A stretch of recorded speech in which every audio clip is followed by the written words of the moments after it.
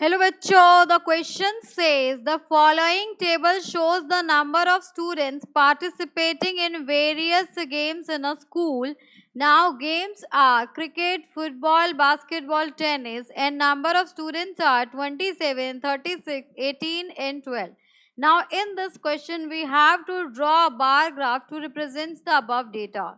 So यहाँ पर इस बार ग्राफ को ड्रॉ करने के लिए हम एक की कंसेप्ट यूज करेंगे. सो बार ग्राफ में क्या होता है, आपके पास जो बार्स होते हैं उनकी विड्थ जो होती है वो इक्वल होती है.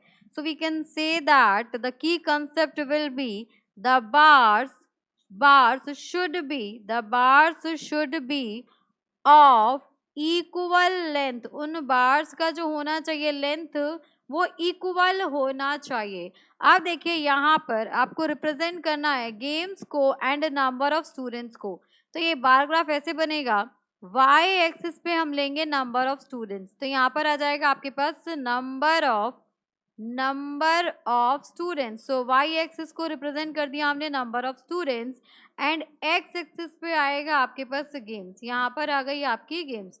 अब यहाँ देखो नंबर ऑफ स्टूडेंट्स 27 है, 36 है, 18 है एंड 12 है. सो यहाँ पर हम गैप ले लेते हैं 4 का. तो यहाँ पर हम गैप लेते हैं 4 का. So ये हो गया आपके पास 4, then next will be 8, then next will be 12, then next will be 16, then next will be 20, then 24, then 28, then next will be 32 and next will be 36. ये हो जाएगा. सो इसको थोड़ा सा एक्सटेंड कर लीजिए, यहाँ पर इसको ले आते हैं हम थोड़ा सा ऊपर, ठीक है, बिकॉज हाईएस्ट जो वैल्यू 36 है तो इसको यहाँ ले, ये पॉइंट हो गया 36. अब फर्स्ट ऑफ ऑल यहाँ पे हमें गिवन है कि क्रिकेट जो है वो 27 रिप्रेजेंट कर रहा है. तो यहाँ पर देखिए 27 कहाँ आएगा, 28 से नीचे कहीं आएगा.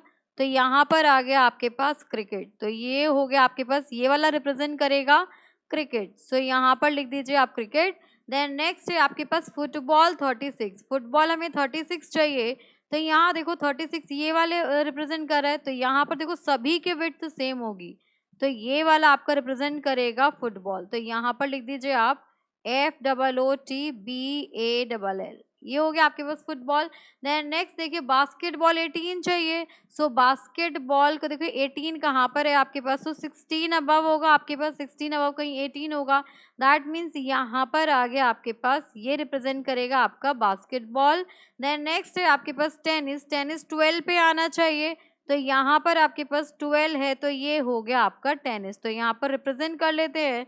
तो ये हो गया आपका टेनिस रिप्रेजेंट करता है 12 number of students and this is the basketball.